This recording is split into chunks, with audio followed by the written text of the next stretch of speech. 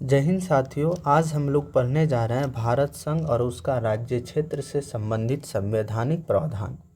यानी हम लोग अनुच्छेद 1 से लेकर के 4 तक के बारे में जानकारी प्राप्त करेंगे। वो जानने से पहले हम लोग संविधान के बारे में जानकारी प्राप्त करते हैं। भारत के जो संविधान में जो अनुच्छेदों की संख्या है वो कितनी है? 395 है। भारत के संविधान में कुल अनुच्छेदों की संख्या अभी वर्तमान में 470 है, मगर ये जो 470 है वो एक एक क एक एक ख ऐसे करके अनुच्छेदों की संख्या बढ़ गई है। मगर वर्तमान में भी अभी भी अनुच्छेदों की संख्या जो मूल रूप में ही है, क्योंकि संविधान को अध्ययन करने में सुविधा हो इसलिए अभी अनुच्छेदों की जो संख्या है उसमें बदलाव नहीं किया गया है। अभी भी अनुच्छेदों की जो संख्या वो कुल कितना है? 395 है। भारत के मूल संविधान में जो भाग की संख्या वो कितनी है? 22 है। मगर क और ख करके अभी जो कुल भागों की संख्या कितनी है? 25 है। अनुसूची यानी मूल संविधान में अनुसूची की जो संख्या है वो 8 थी, मगर वर्तमान में अनुसूची की जो संख्या हो चुकी है वो 12 हो चुका है।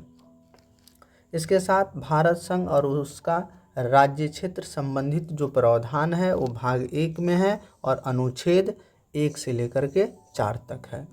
अनुच्छेद 1 से लेकर के 4 तक हम लोग पहला अनुच्छेद देखते हैं। अनुच्छेद 1 का 3 खंड है। तो अनुच्छेद 1 के 1 में क्या कहा गया है कि इंडिया अर्थात भारत राज्यों का संघ है। यानी भारत क्या है? संघ है। किसका है? राज्यों का संघ है। ऑफ इंडिया और भारत ये दोनों संविधान में प्रावधान किया गया है कि इंडिया ही क्या है? भारत है, और भारत ही क्या है? इंडिया है।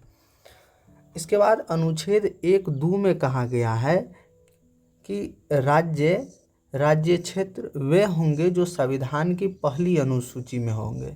यानी राज्य का राज्य क्षेत्र वो होगा, भारत का क्षेत्र वो होगा जो पहली अनुसूची में जिसका यानी वर्णन किया गया, जो पहली अनुसूची में शामिल है। अगर कोई राज्य पहली अनुसूची में अगर कोई क्षेत्र शामिल नहीं है तो उसको भारत का राज्य क्षेत्र नहीं माना जाएगा।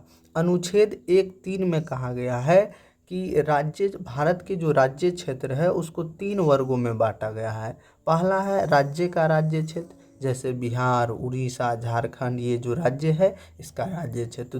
दूसरा है संघ का राज्य क्षेत्र, जैसे जम्मू कश्मीर हो गया, दिल्ली हो गया है, चंडीगढ़ हो गया है, ये संघ का राज्य क्षेत्र है। और तीसरा है कि ऐसे अन्य राज्य क्षेत्र जो अर्जित किए जाएं। यानी भारत अगर किसी से युद्ध में अगर किसी भी देश से अगर कोई क्षेत्र अगर जीतता है तो उसको भारत अपने यानी राज्य क्षेत्र में अपने क्षेत्र में उसको शामिल कर सकता है। जैसे मान लीजिए कि भारत अगर पाकिस्तान से कोई भूमि अगर जीतता है या पूरे पाकिस्तान अगर संपूर्ण पाकिस्तान को अगर भारत जीतता है तो आने वाले भविष्य में भारत क्या कर सकता है कि उसको अपने संविधान में इसी प्रावधान यानी अनुच्छेद 1(3) के माध्यम से अपने भूमि के अंतर्गत शामिल कर सकता है।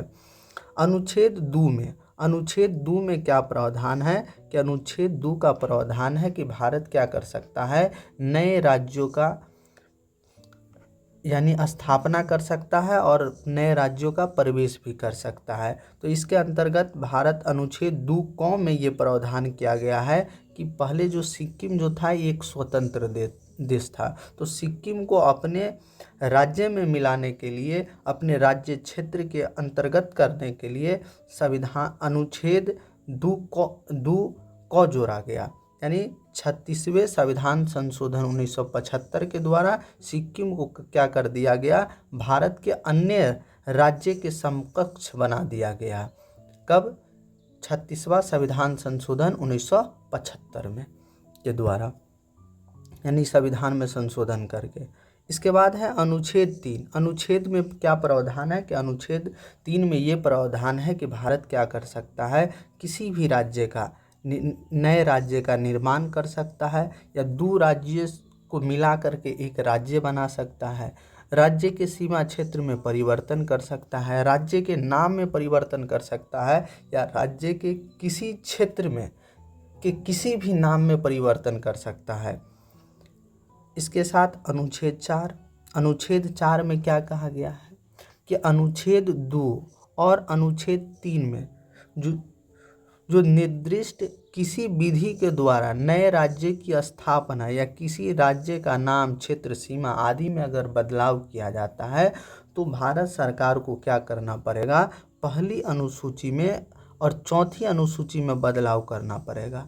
तो जब भारत सरकार अगर पहली अनुसूची या चौथी अनुसूची में अगर बदलाव करता है तो उसमें क्या होता है कि संविधान के पहली और चौथी अनुसूची में बदलाव होगा। तो इसको अनुच्छेद 368 के अंतर्गत यानी संविधान संशोधन नहीं समझा जाएगा। यानी हम इसको पहली अनुसूची और चौथी अनुसूची में अगर सरकार अगर परिवर्तन करता है तो यानी उसको हम अनुच्छेद 368 के अंतर्गत संविधान संशोधन नहीं मान सकते हैं। क्या भारत सरकार किसी देश को अपना भूमि दे सकता है या किसी देश से अपना भूमि ले सकता है? तो ये कहा गया है कि भारत सरकार ऐसा कर सकता है। ऐसा कैसे कर सकता है? तो भारत सरकार संविधान में संशोधन करके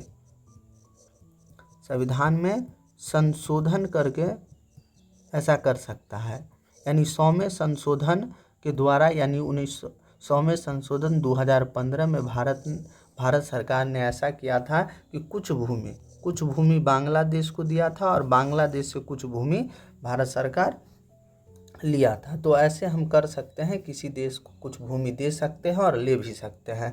तो ये कब कर सकते हैं? तो संविधान संशोधन करके ही ऐसा कर सकते हैं। इसके साथ जय हिंद, जय भारत।